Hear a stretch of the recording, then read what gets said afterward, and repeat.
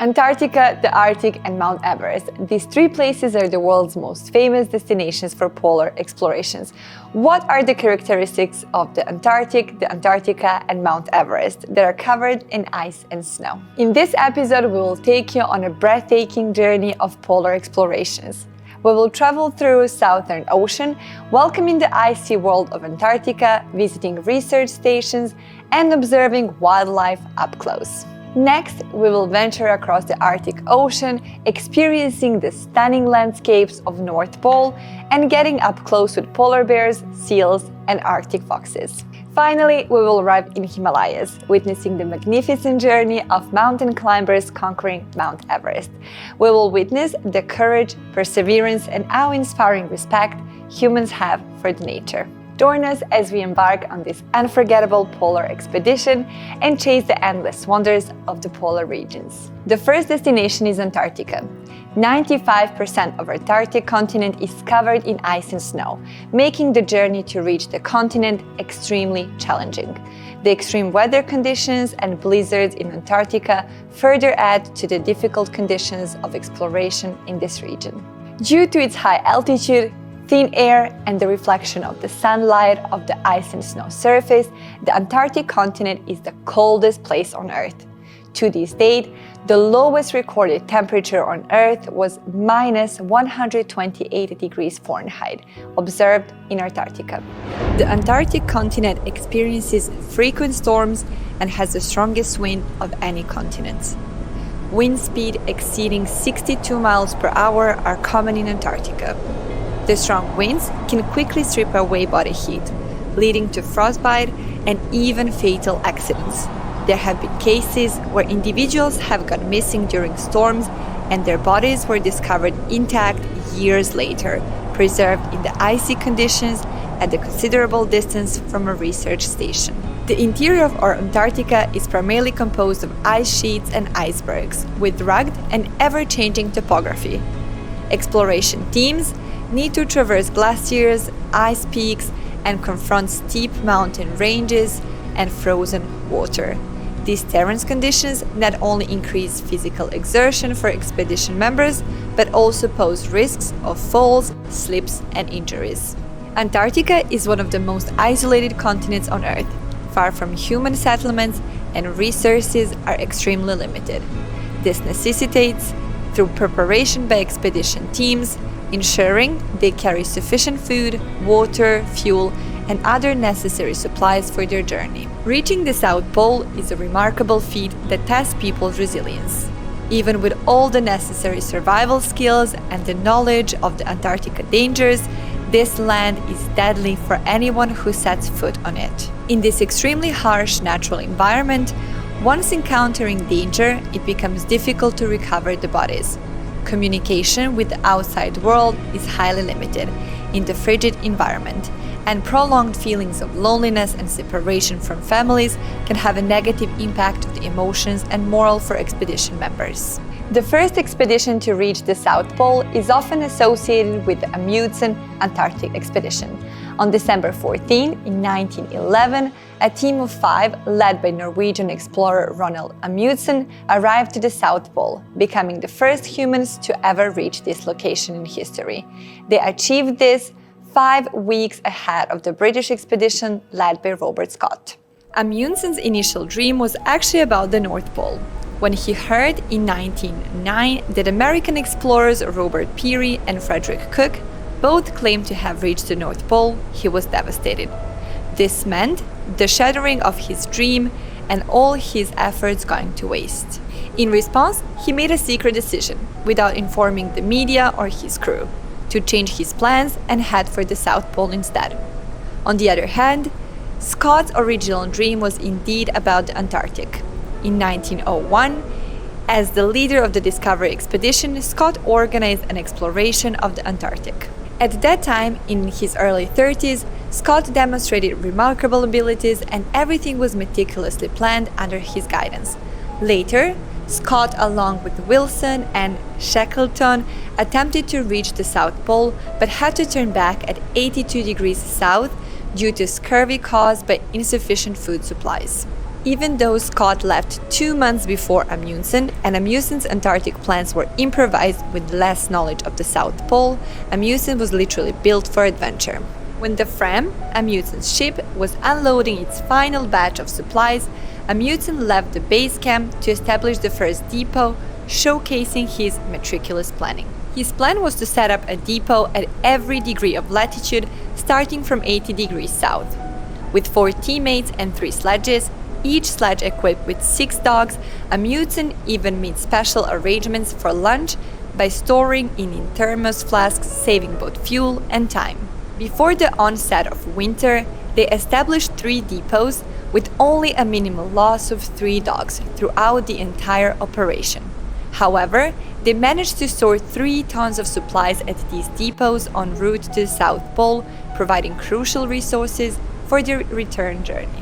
After 5 months of preparation and building up their strength, Amundsen chose to depart again in the spring to establish additional supply depots. Each journey was accompanied by dogs and sledges, utilizing skiing and dog sledding as a primary means of transportation, which significantly saved energy. Fill the bathtub with ice and sit in it for 12 hours while staring at the blank piece of paper. That's the taste of the polar exploration. With Amundsen's expedition experience and careful planning, on December 14, 1911, the Amundsen expedition reached the South Pole. The location represents the southernmost point of the Earth's rotation axis and the convergence of all lines of longitude in the southern hemisphere. With Amundsen's expedition experience and careful planning, on December 14, 1911, the Amundsen expedition reached the South Pole. This location represents the southernmost point of the Earth's rotational axis and the convergence of all lines of longitude in the southern hemisphere. They were overjoyed and raised their national flag in the frigid cold of the polar region, leaving behind an eternal commemoration. Scott's diary reflects his sentiments. Enduring countless hardships and enduring infinite pain and frustration, all for what? Isn't it for these dreams? But now, the dreams have been shattered like that. The final return journey was also remarkably smooth. And on January 25th, Amundsen and other 5 members of the expedition all made it back to the base camp. This date exactly was their planned date 3 years prior, and remarkable coincidence are the testimony of their good fortune. The final return journey was also remarkably smooth, and on January 25th, Amundsen and other 5 members of the team all made it back to the base camp. This date exactly was their planned date to return 3 years prior, and remarkable coincidence and a testament to their good fortune. Compared to the unfortunate fate of Scott's expedition, Amundsen's expedition went relatively smoothly. Perhaps it was due to Amundsen's better preparation, or maybe it was his good luck that allowed him to overcome one challenge after another during the Antarctic exploration. However, it is undeniable that his success was not a mere of coincidence. Amundsen later evaluated this expedition by saying, "The most important factor is how well the expedition is prepared. You must anticipate potential difficulties and know how to handle or avoid them. Success awaits those who are well organized, which people often attribute to good luck. Failure, on the other hand, is inevitable for those who cannot foresee challenges and respond promptly, which people often label as bad luck." Indeed, 5 weeks later, the Scott expedition also reached the South Pole. However, they discovered that Amundsen had already arrived there, having beaten them to it. Scott's team was the second group to reach the South Pole. Scott's diary reflects his sentiments. Enduring countless hardships and enduring infinite pain and frustration, all for what? Isn't it for these dreams? But now, the dreams have been shattered like that. Scott may have experienced failure, but he also achieved success. The courageous and tenacious spirit of the British expedition, led by Scott along with their heroic efforts, left a glorious chapter in the history of Antarctic exploration. When Scott and his team bodies were discovered, it was found that they had found the first fossils ever discovered in Antarctica. These fossils were identified as plants belonging to the genus Glaciers, proving that Antarctica once was a forested landmass connected to other continents. Despite their hardship and extremely difficult journey, they did not discard the collected plant fossils and mineral specimens, making significant contribution to the later Antarctic geological research. Antarctica is home to numerous unique species, with the most iconic being penguins. Among them, the most famous is the emperor penguin, which is the largest penguin species, standing up to 47 inches tall and weighing up to 88 pounds. There are also many other species that can be distinguished by their appearance and feather characteristics. They inhabited Antarctica, which has extreme weather conditions, but they are not cold? The answer is no. Penguins have adaptations that allow them to swim in cold waters. Their feathers have high density, forming an insulating layer that prevents heat loss from their bodies. Additionally, penguins' wings have evolved into flippers, enabling them to swim more efficiently underwater. When faced with extreme cold and storms, penguins will form large groups and huddle together in a circle, with their heads lowered to collectively withstand the blizzard. When they huddle together, the temperature inside the penguin huddle can reach a comfortable 98.6 degrees Fahrenheit, which helps them to withstand any local blizzard. While huddling for warmth, penguins often shuffle their positions. Penguins on the outer edges try to move toward the center to gain higher temperatures, while those on the inner part may try to move on the outer edges to cool down, as the temperature inside the huddle can become quite high. Penguins have a rich network of blood vessels in their feet and legs, which helps regulate their body temperature by controlling blood flow. Additionally, their reserves of fat provide extra insulation and help penguins maintain their body temperature in cold environments.